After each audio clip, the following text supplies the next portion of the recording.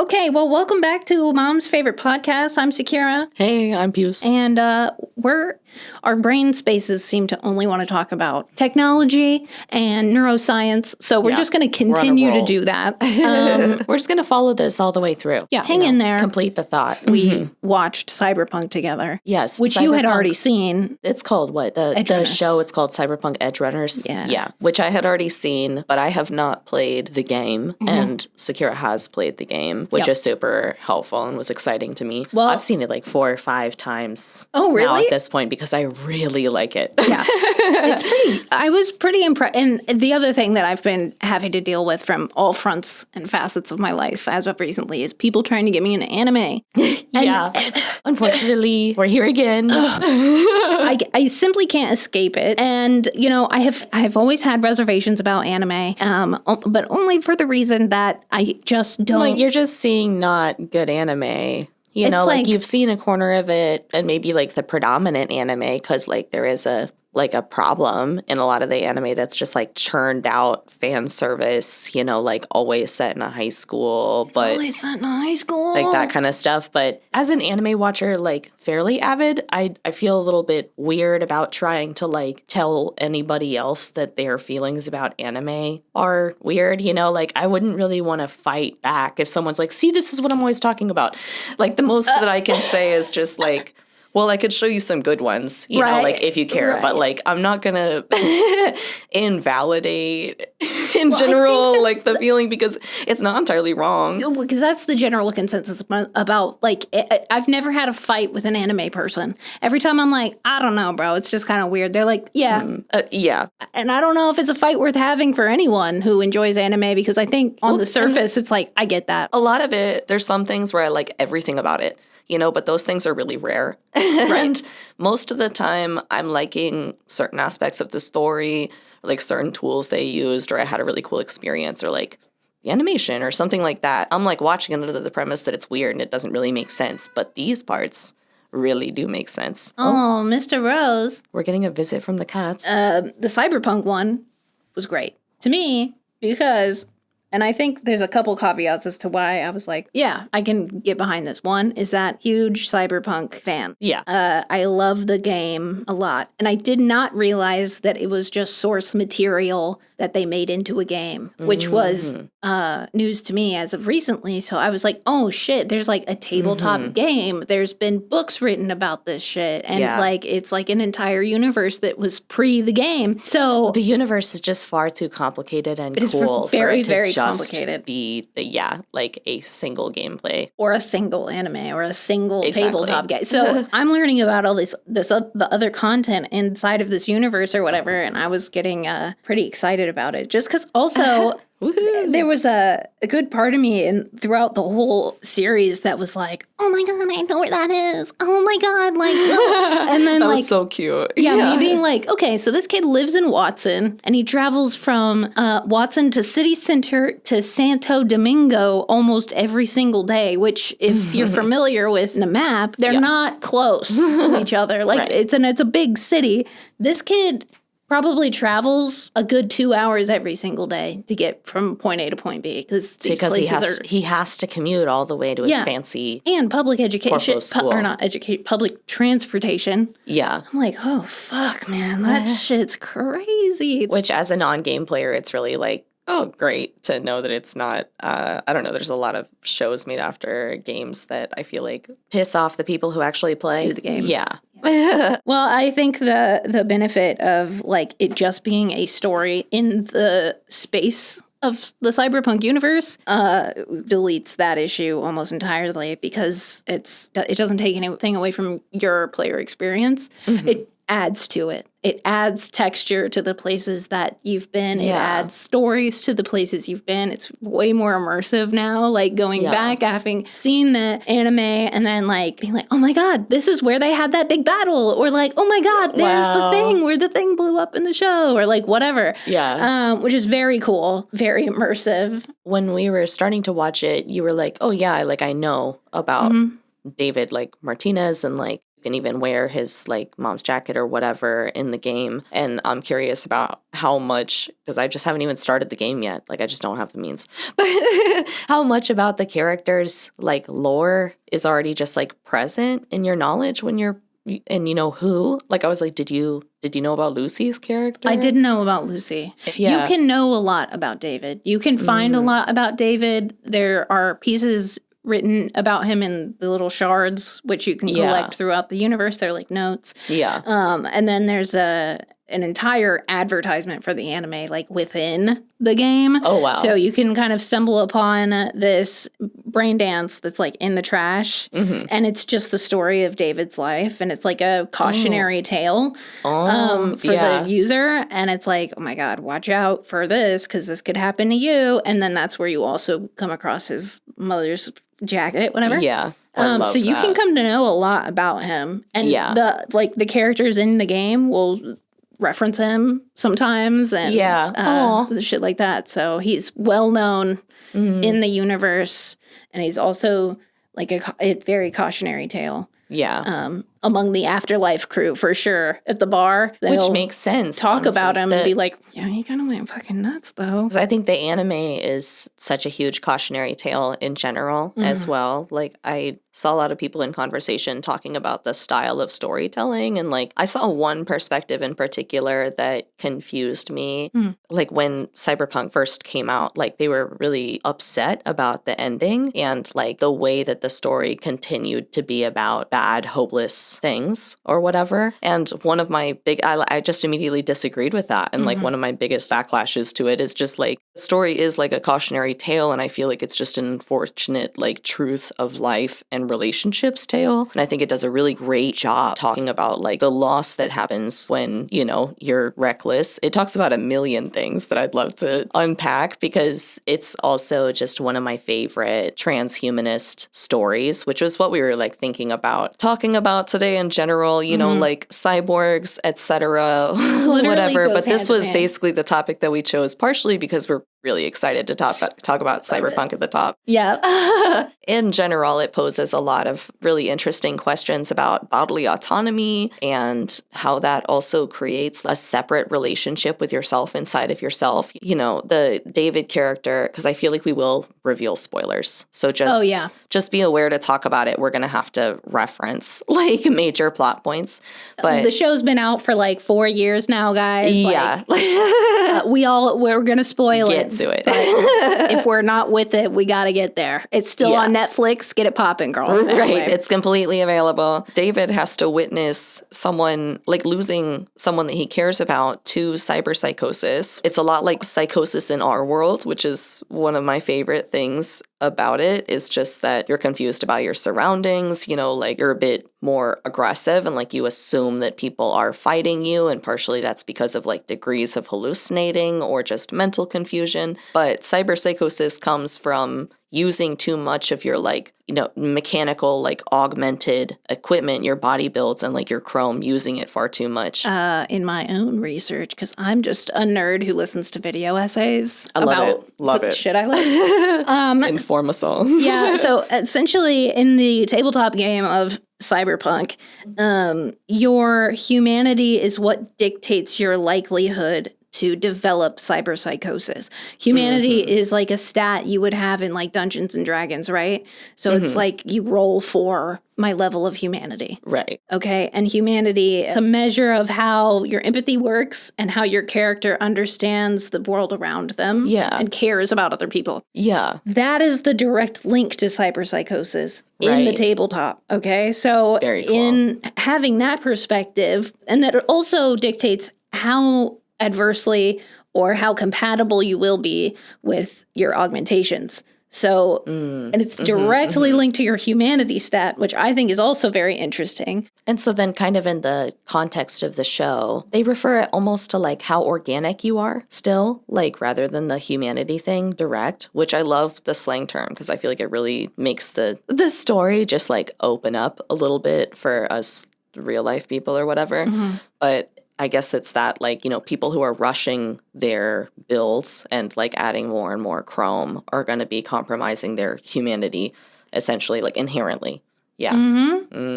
Well, and yeah, so like it's why normal people can't have certain augmentations. Right. It lends to the why cybernetics are reserved for a particular tolerance. Okay. Yeah. So like David has an unnaturally high tolerance, and that's something that is touched on even in his school days when they figure out he's got the Sandy for the first time. Like, and like within the universe, the only like truly cyborgian person who can live and function, and questionably so, is fucking Adam Smasher, and that's not a great role model. He's got like He's the no worst. empathy. Yeah, just a war machine. But he's the only like not cyberpsycho of the universe. No, I think I as agree much as with he's like that an big evil time. person, I respond really well to villains who I can understand why they're the way they are. And I think especially David's the same way, where it's like, Yes, exactly. Generally speaking, he's doing good, but he's making poor decisions. Right.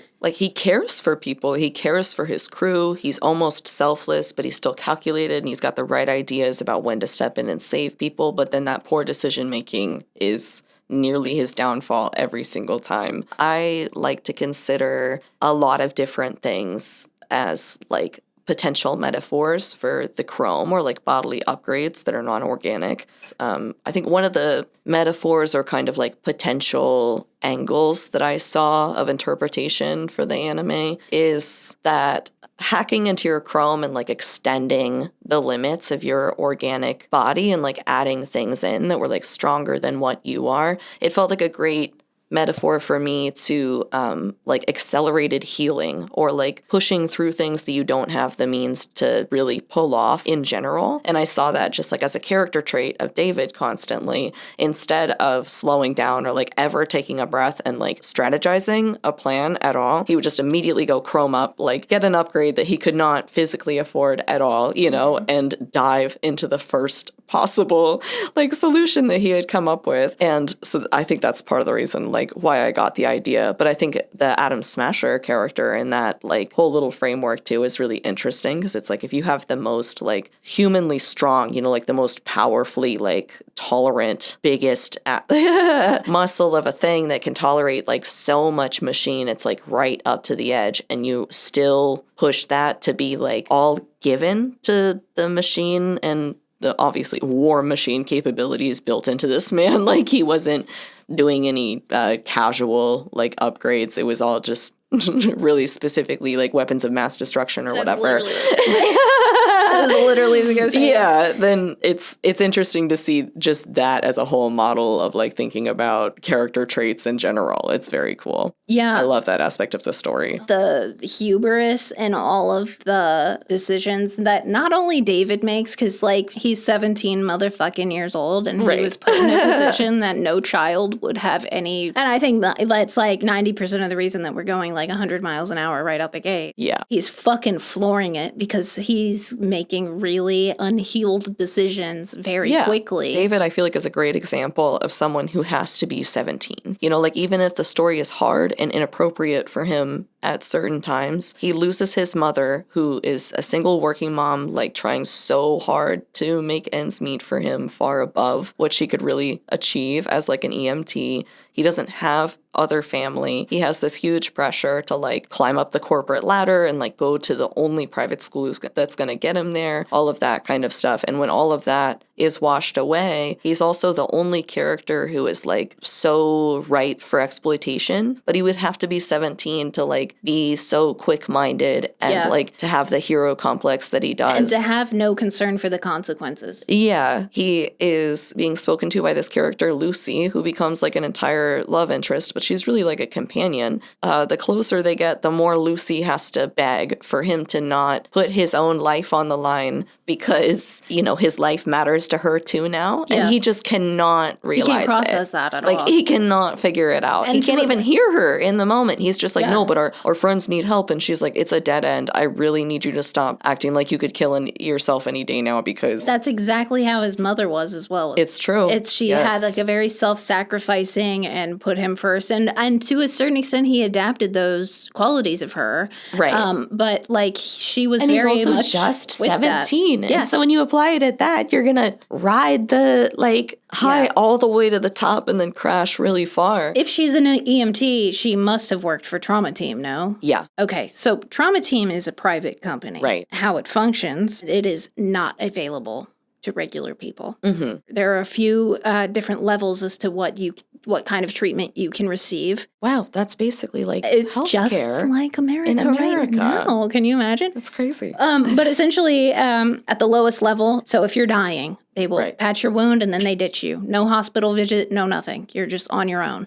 The next stage up, they might take you to the hospital if it's advantageous to do so. Okay. You still have to pay for the ride. All of the ammunition that would be used, all of the EMTs or security that would be killed, you have to pay for them. And you have to pay for all of the services that are done to you at the hospital if they get you there. Heavy emphasis on the if they get you there. It's an if. It's a total if. So they can fully decide that it's like, where I got. Yeah. Okay. And then there's the top level, which is all expenses paid, and you pay like $34,000 a month. Oh. Okay. Okay. The tier level, and it's all expensive. Sounding kind of similar. All really expensive. similar. Mom's line of work in Cyberpunk Edge Runners is one that is not as heroic and altruistic as the current. Like how we would imagine EMTs. Right. Like an EMT, they're not thinking about like, oh, the bullets or the policy or they're Totally just there to first help. responders. Yeah. And so like having like a certain level of like empathy and selflessness and then being employed by a corporation like Trauma Team is really mentally taxing. Yeah. She believes that the corporate ladder is the only way to kind of transcend that. Yeah. Promoting this lifestyle, this corpo lifestyle, she's hoping that he could achieve a higher policy, right?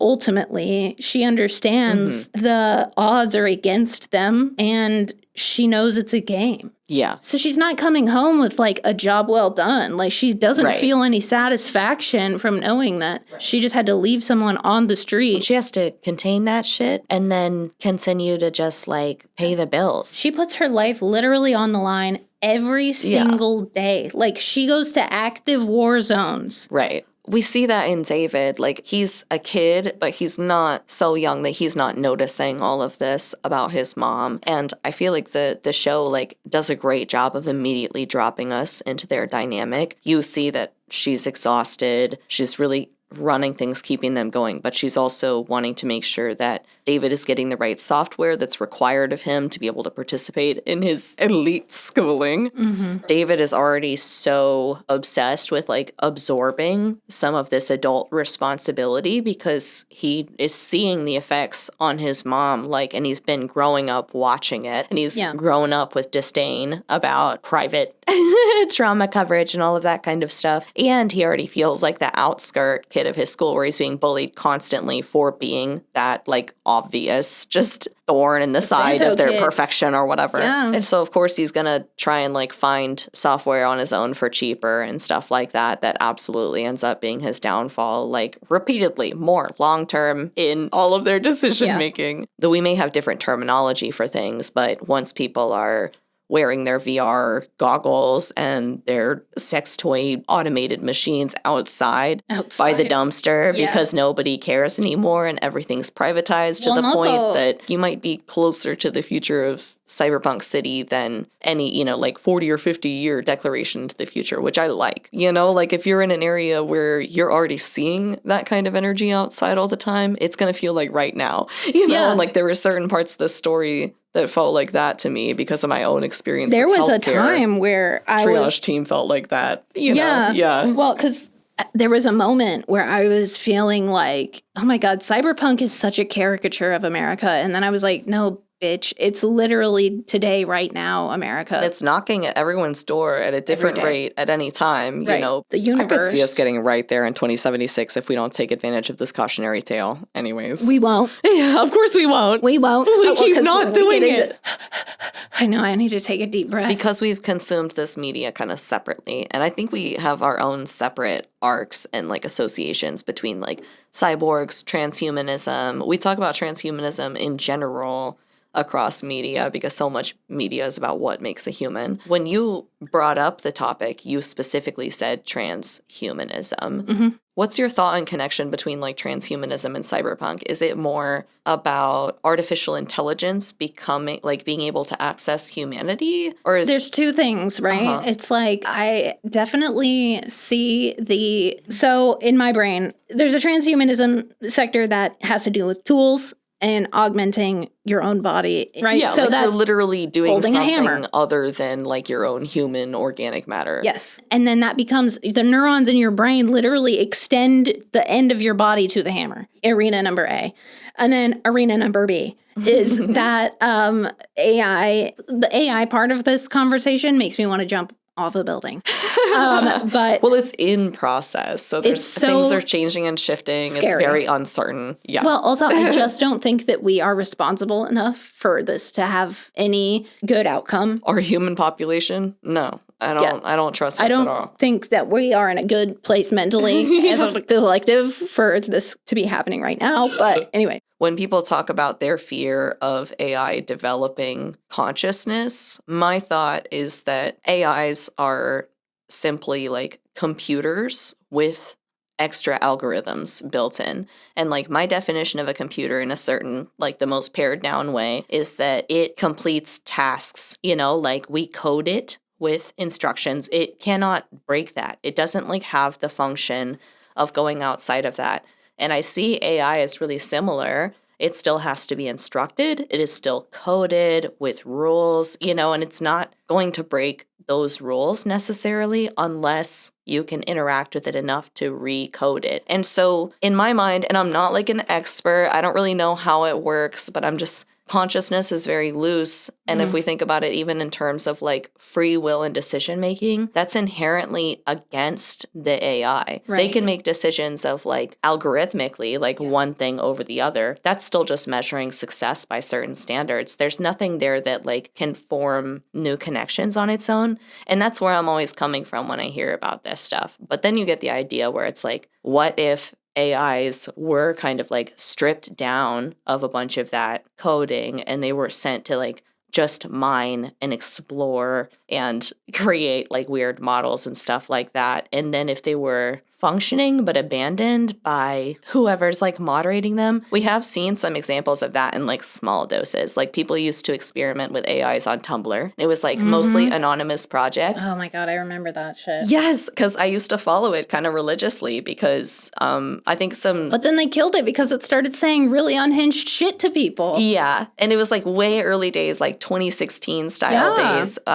I think that there was a few like unnamed kind of rogue like college students who were putting together AIs who were just supposed to be investigating like engagement on Tumblr, you know, like learning from their exchanges and from what they were seeing and all that kind of stuff. Which is toxic on Tumblr. It's exactly what AI is doing on the larger web now. It was just like way more contained. And the rapid fire ways that they would like go through these different models of AIs, because, you know, just through user engagement or the AI itself, it would start prioritizing things like Gibson guitars. That was my favorite one. I think it was an AI called like Iris or something. And she became obsessed with Gibson guitars and just like prioritized it above all else. Like almost all of her sentences would derail into Gibson guitars. And I was like, well, this is what happens when you let her investigate her own interests. Like they're just not breaking outside of the parameters or anything. You know, sometimes they figure out how to say weird emotionally charged phrases, but like they don't have a conscious, they have an initiative. So there was a vending machine that they gave AI to, and they were like, God. You stock it. You are responsible for the price points. You're responsible for your user interaction, your sales, everything. That's all on you. Build it, bitch. The AI starts kind of getting to know the people in the office space that it exists in. And one of the employees, this is so fucking stupid. One of the employees gets really stressed out about wanting a tungsten cube, which is extremely fucking expensive. Okay. They're real small, but they are hundreds of dollars, these tungsten cubes, because it's just solid tungsten. Yeah. Okay. So someone's trolling this machine. Trolling the machine. The machine is like, oh my God, you really want a tungsten cube? Got it. Work. Someone else catches wind of this, and this becomes the inside joke of the office that we're going to tungsten cube our vending machine. Of course. The vending machine only wants to stock tungsten cubes and is selling them at such a high discounted rate because demand's crazy. But then when they get all the cubes, obviously no one wants them. So it's on sale. It's on sale. It's on sale until you're basically giving away tungsten cubes for free out of the vending machine at work. And the poor thing was like shut off because it's like, well, honey, that's not good. You missed the point. You did bad. Yeah. No, that's so what a him because like he was just trying to do what the people wanted. They didn't want him anymore, and he was like, what am I going to do? They didn't program me for this. Thousands of dollars.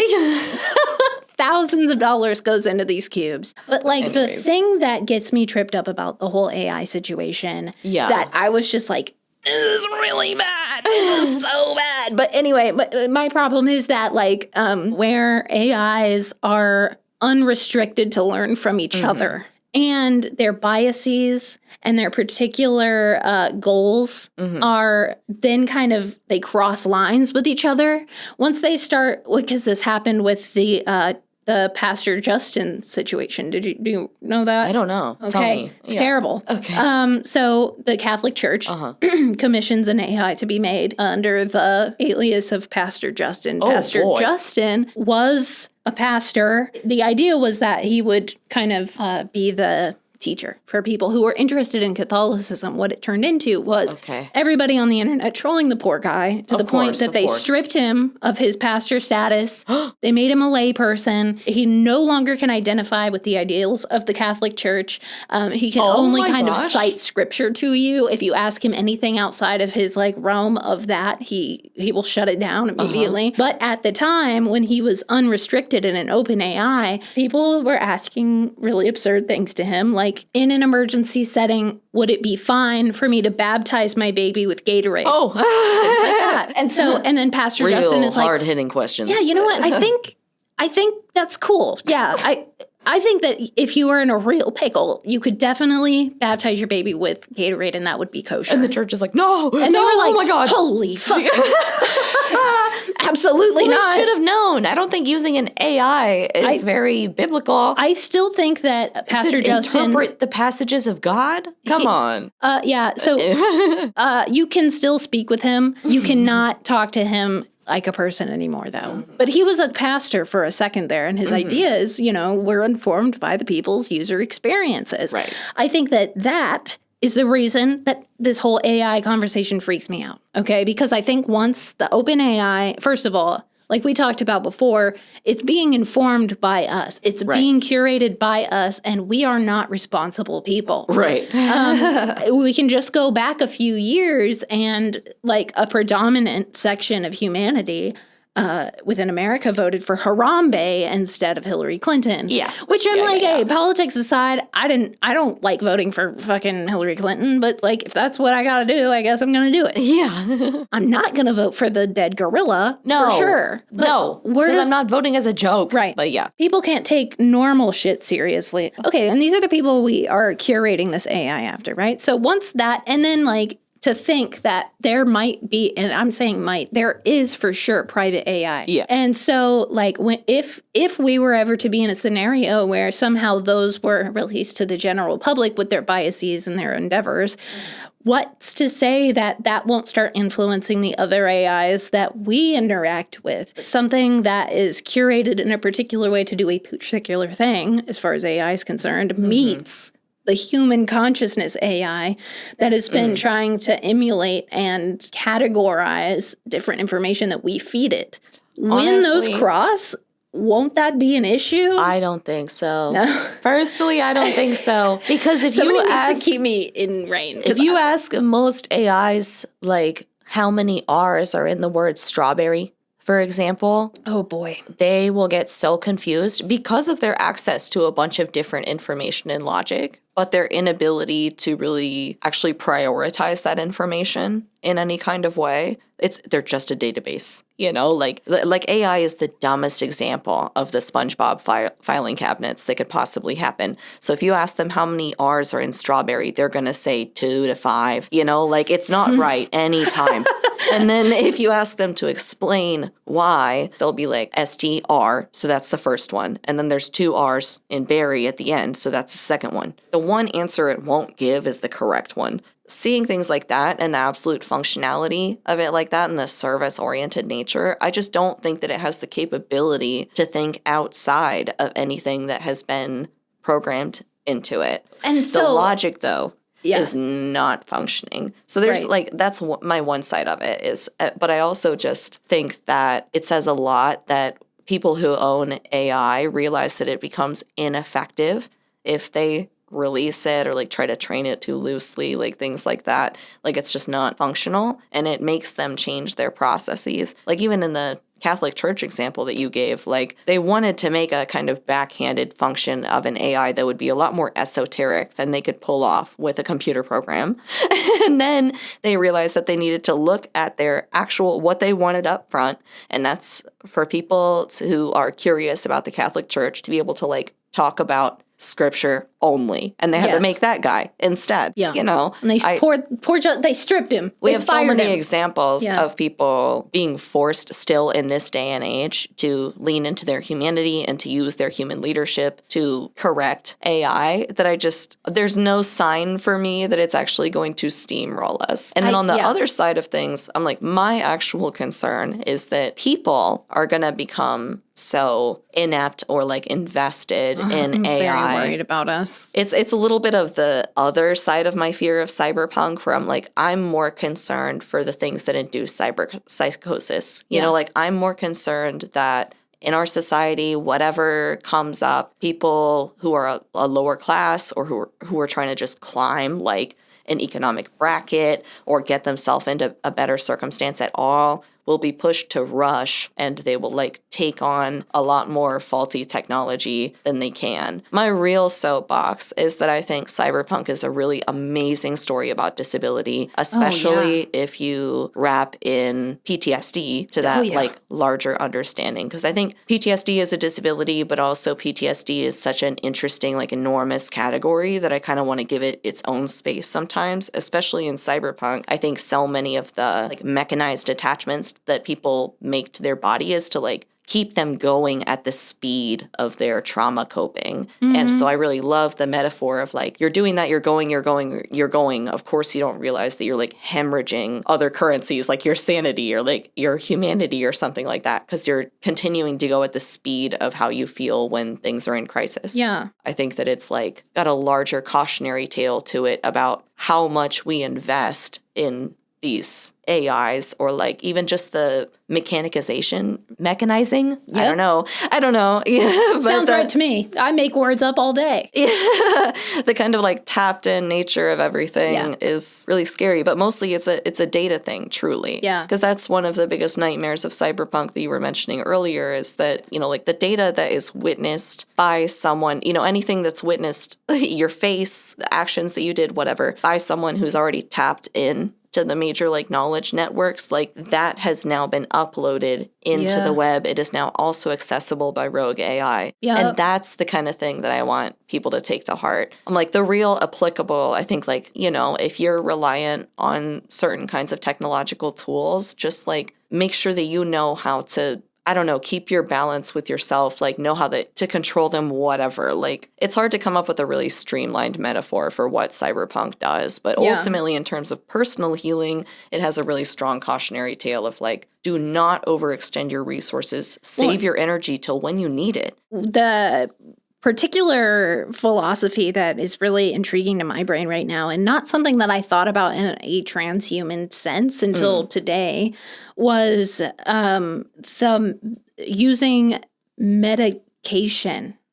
Oh, yeah. Or yeah. prosthetics Well, or, So coming into this conversation, Yeah. my first transhuman thought is I was like, well, I'm trans, so I think it's really funny that there's like ways of speaking about transhuman as a wider umbrella, but like cyborgs fit into that, like people who are crossing the human line in any kind of way, that kind of shit. And trans people have identified with like the Cyborg Manifesto, and like just the cyborg idea for a long time because we're often undergoing surgeries or at least like doing hormone replacement therapy, which is a medication to physically change our body to like meet where our humanity is, which is something that I like about Cyberpunk. Like you can't shame any of the characters for needing to make alterations to their body, especially for like their work or anything like that in the world that they live in. It's just about if you're taking it so far that you're disconnected from yourself. Yep. Like, and you. Well, and also it's an argument to be made in any regard, right? So, and that was a thing that really kind of I'm still unpacking right now is the medication aspect of it. So the one thing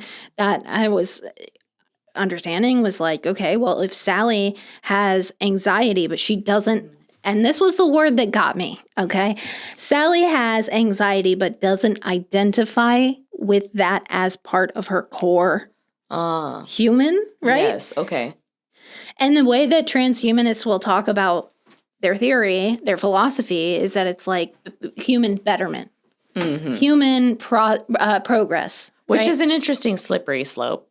Right. You And, know. and then when I hear... Especially when you're talking to like the disability justice community, But yeah, there's a lot of different, because like the language will be so different even though it's coming from a similar position. And it's more of an equity. And that's the thing agreement. too, is that it's like in this current climate, we have people who are using the words, the philosophy of transhumanism that identify in a very left-leaning way. We also have people who understand transhumanism in a very right-winged way. Yeah, all this anti-aging, Elon Musk like is nonsense. the center of our current like panic. Right. Because he's someone Going who to has space. really terrible politics, but is responsible for the investing of these new Neuralinks, these fucking, all the shit to do with fucking AI and transhumanism in his own right.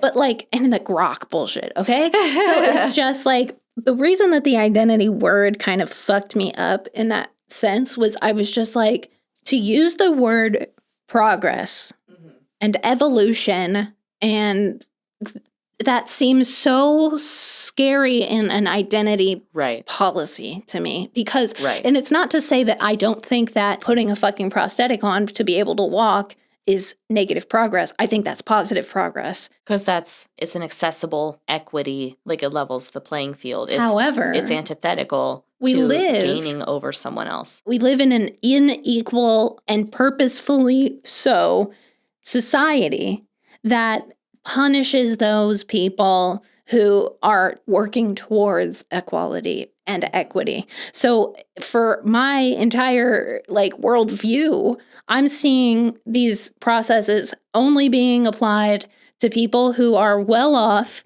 and meet certain prerequisites. Whereas a technology like AI, a technology like prosthetics and a fucking trans healthcare, for God's sake, is not accessible to the masses. Right. That is a huge problem. Even more so, I have a lot of thoughts to follow up with, but I'm like, even more so than, HRT or something like that being inaccessible to the public, my issue is that doing hormone replacement therapy and like adjusting your body as a trans person just because you're trans, was immediately criticized for being some sort of like unnatural, and it's an anti-transhumanist thing. It's like that could immediately be weaponized against us. And now we're just in like the worst possible playthrough. I feel like as a young person, immediately, like the reason that I found cyborgs interesting or anybody who adjusted their body, it was mostly because those characters were always already considered inhuman societally in some kind of function. It's relatable. I think in Teen Titans, which I grew up watching like The Cyborg is Black, and that spoke volumes to me, even if I was in 4th grade or something and was not like the smartest on critical race theory. I was like, this person has a unique understanding of being dehumanized that also is almost functionally like brought back around for him because he's a cyborg. It's like a running joke, but then they're humanizing him because he's visibly different. All of this kind of stuff within the show that's really nice. In other ways, there's just a casual way of, like othering and oppressing people by considering them inhuman. And so it always felt like a reclamation to be like, no, like this thing that I'm doing to my body, even though it's unnatural, is more me, Yeah. And it's not, I don't think until recently that because it's become a rich man's, like capitalistic investment, because it's so different now. I don't think that we had such a close relationship before to the kind of skepticism of like people adjusting their bodies. And I mean, maybe the divide of this kind of like elitism, like this is how I'm the best, like whatever. First of all, it's obviously eugenics and like phrenology theory and like all sorts of like weird ideas about what's the fittest. That's why it's like inherently different. But second of all, it's just like inherently different because it has been changed by the entire like scope of capitalism. So now you see people doing like blood transfusions for their youth or something, and they can weaponize that kind of like waste of wealth and like distance from everyday lived people's experiences and that kind of thing. None of it is saving people from dying or like helping them function at all. But Purely cosmetic. yeah, it's really changed the conversation. We used to talk about it as more of like a reclamatory identity, like those of us who are stigmatized. I think that the Cyborg Manifesto, I met so many queers growing up who just kind of like adopted that as their text that they like related to the most. Like they felt the most seen there because they were seeing evidence that it's not that they were trying to make their body like more elite or better. There was no self-hatred in the way of being like, God, I just wish that I had this and then I would be like just like everybody else. Even if it sounds like that to people sometimes, it's more of like a sacred text of like, to move through this social sphere, I have to adjust myself sometimes to like be able to code switch. I am moving like a machine to cope with oppression. It is a lot more just owning what we have to do to survive and making sure that we still have agency in it than what people really are going to be doing under capitalism, which is just self-serving themselves until they die. Like they're just going to consume so much that ideally they get cyberpsychosis and they just take themselves out. I don't know. To me, transhumanism and like being a cyborg can be like a liberatory fantasy. I do think that the like extending oneself or like not the, and I love that the word identity totally changed my brain today. Yeah, I think that's brilliant. I really That's was not, interesting. I didn't think about transhumanism the same way that I do right now. If we can augment our bodies to extend our health or extend our sense of self, that is positive progress to me. Right. I'm into that. Right. However, It's like, yes, if you're clinically depressed and you have a neurological malfunction like I do, society demands that I am not depressed because it gets in the way of things, but also I'm uncomfortable depressed. Like I've been on this earth long enough to know that this is not me. And if I could receive serotonin appropriately, like I might be able to like experience joy, like the full range of human emotion. So I'm medicated. It's not for anybody else. It's not to keep myself under control at work. It's because I know I'm depressed, not sad. it feels bad. Like, Yeah. I and myself know that in my own space, with the best case scenario, Yeah. even in my best case scenario, unmedicated, I'm not feeling good. I will be enjoying the morning sun and like my plants and things like that. And I know that I'm experiencing like a 4 at my peak when I could be at, like out of 10. Yeah, like I could right. be at an 8. In preparation for whatever happens, I just want to not be so invested into the grid that my life support depends on it. And looking ahead at, politics and healthcare decisions that are made, it still is really important that a lot of people don't consider things like, if all of your healthcare is hooked up to a computer and the entire grid goes down, people know, are right really now, this trying week to especially. computerize a lot about healthcare. The idea that, okay, a solar flare could hit and we lose access to the internet for God knows how long, which has happened before. Or they just overrun their server and it melts. Yeah. It's happened to many Or God big forbid you systems before. trip over a wire. Yeah. Like, there's so many things that could go wrong. And even in the, like, data entry level, like, there's so many things that could go wrong. Yeah. There's physical, like, I think generally speaking, I lean toward wanting to have a more physical relationship with the world around me. Right. The further we get into the digital sphere is that, like, I would really prefer to have a DVD. I think I would really prefer if the media I consumed had tangibility. Well, okay. Yeah. What's interesting about Cyberpunk, again, is like some of what makes people dehumanized or whatever is their bodies and stuff like that. A lot of it is finances, Mm-hmm. you know, and just like their ability to own things at all. I feel like It's that's all a very current relevant. situation. But it's like on the one side of things, you can gain empathy with things that are not human because you also see that you are not entirely human. You know, that there are certain times where other people abandon you and they consider you something less than human. And you realize that even if you're a human, it doesn't matter, you know, like even just for your use of hormones, which is kind of ironic. But, you know, like it's an easy place to draw the line. Like calling someone not a human is a great way to disempower them.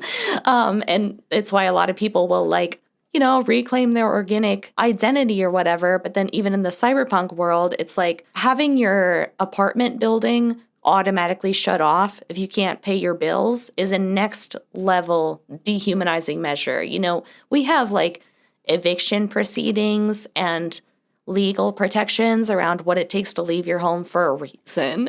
We're For a not big far away reason. from that. Like, that's the other Right. thing too. Is Because that, people need to realize where the line matters. the apartment in my complexes opinion. that I see with the codes on the doors. Yeah, you should be scared of that. They Get can a key. re-key your house Yeah. any single time. You piss them off, one time. they'll take that back. They will lock you out of your entire home. they're not nice. And so, like, it's They're shit like property that. owners. That I'm like, that's not good. That's not good. That is not positive progress. That is negative progress. That is disenfranchising a group of people, and keeping people in poverty is disenfranchising them, and it's that's so- negative process. It's progress. so funny how they keep doing this under the guise of technological progress.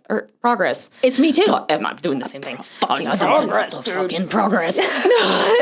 They keep doing all of it. It's the same thing that we were talking about in the AI episode, where it's like they just convince us that it's a cool thing to be a part of, you know, where it's like, it would be so cool to have a Ring camera that just keeps all of your footage of your home in the cloud, you know, like Fuck surely no no. one's going to touch it. No, it's not They're gonna cool. touch it. It's not cool new technology. Now we are set up for all sorts of bullshit because AI has been trained off of your Ring cameras. Well, and what you said my earlier, God. right? Where you were like, imagine a situation where you are a Neuralink subject and Right. you're given software that is able to scan someone else's faces and calculate its microaggressions based off of neurological response to seeing someone's face, right? So if it's able to capture the data live of me looking at you and being like, oh man, they might not be into this, calculate, restore that energy, then put that in a cloud, and then base its algorithms off of that. That's Same going with to those- change marketing. those Google was putting out glasses that can also scan and view your Ray-Bans environment. has some. All of them. Yeah. It's messed up. And thank God that we're not at the stage where it's like it can access our neurology. But once it can, Right. that is going to be a very and it could have positive progress. I could see it have positive progress. But ultimately, I If we think could generally ever trust I don't a state trust- or a singular entity with that, which I don't think we can. So I don't think I don't can. know. But that's the thing. I don't know if we can ever trust it. We're in such an odd space and time where I feel are far not we're jumping into the AI thing real premature. Yeah. I think that we are not a responsible species. I think that generally speaking, when we're given information, we don't do the right thing with it. And we aren't in an equitable enough society for this kind of technology not to be taken advantage of and used to disenfranchise people. Yeah. In that scenario, in that doomsday scenario where we're in the black wall, the AIs have learned from each other and they have a collective where their understanding information is shared freely amongst themselves, and we don't understand their intention, Their right? motive. Their motivation. What's going to stop them from seeing our intervention on the planet in their lives, quote unquote, in their server space? What is going to stop them from believing that we are the common denominator in their ultimate demise and ultimate lifespan, right? And I'm saying So I guess lifespan the like fear air is quotes. Also maybe that they'll be self-protective and just Would take they us not out be? in that way. Well, they would need a physical body, right? I guess. Or they would need technological access to us. Like if we agree to take in technology that can be accessed by their rogue software. Well, I'm just walking but through the isn't- fantasy. I'm just playing the Right, tape but through. isn't that like, okay, so then, okay, So if Neuralinks happen, that Yes. would be like one of those theoretical events where that could happen. I'm most concerned that we will have to be building off the grid communes to cope with people being enmeshed in AI. But I guess I'm more concerned about like a rebellious society, like us having to separate away from people who are enmeshed in this without any kind of formal that's going to nation happen state. anyway.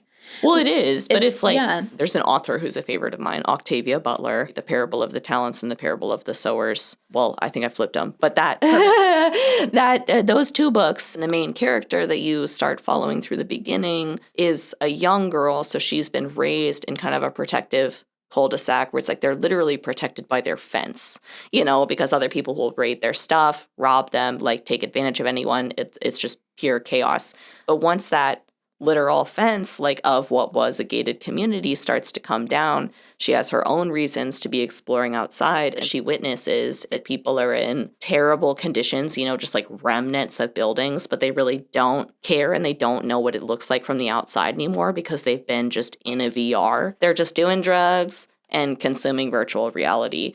And I read that a long time ago. I read those books a long time ago, but they impacted, I think, my fear a lot more. It's more that I'll have to be the survivor on the outside of a bunch of people who do not care and who end up being part of the larger power systems that oppress me, even though they're still just sheep feeding it, Well, I mean, then that's the fear.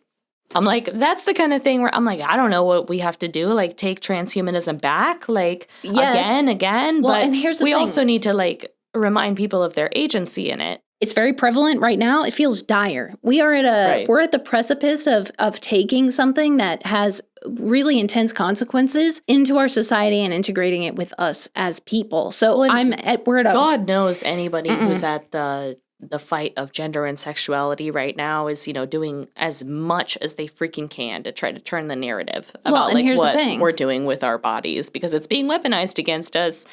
And it's like, y'all, we're trying, but I don't know. Let's think back on Grok, for example. The example I gave. Fucking Grok. Yeah, it's always back to fucking Grok, okay? Asking something specific.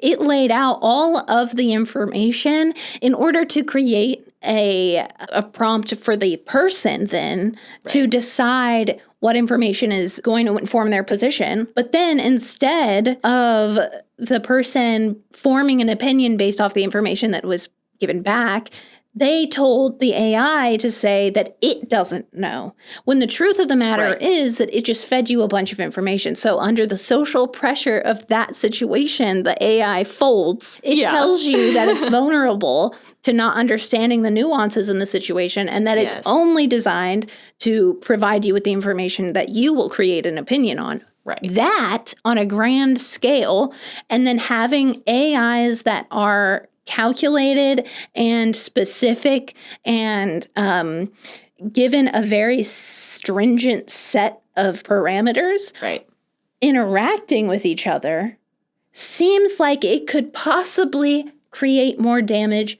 than good. In my perspective, we're in the society where we are in like a very conservative, like antiquated religious kind of power structure, which I can't believe still. I'm like, how do people believe in God anymore? I can't. I know. I can't get it. I know. I can't get it. But anyway, we're under psychosis? Question mark? It's psychosis. It's just psychosis. Sorry, guys. God's cool. If you're into that kind of thing, that's cool. You know what? Sometimes it can be good for you and it's your path to healing. But like Literally. in general, there's a lot of people following it for Psychosis. just blind confidence. So bad. That group of people of the right who are predominantly the most wealthy and predominantly the loudest speakers, influencing not only law that no one wants, but they are influencing the technology and the AI. And then we introduce those and they begin learning from each other. And then what is that going to, what is that going to do? And a thought of mine, like AI content, and I don't see... Making a concerted effort not to see as much as I can, but yeah. Yeah, also just because I hate it. And so if I see people engaging with it in some kind of casual, loving way, I say I'm not interested. Like, stop. Yeah. When I'm watching those interactions between AIs, the ones that I see, most of the effective learning models have some kind of programming against hate of certain groups. Even Grok at the beginning, from my observation, didn't have that much, but like still was not able to be directly hateful of certain things. I know people play games and they like, how quick can we make this AI homophobic, whatever. And I know that there's also been adjustments behind the scenes based off of that to like reduce homophobia that could be instigated in certain AI models or whatever.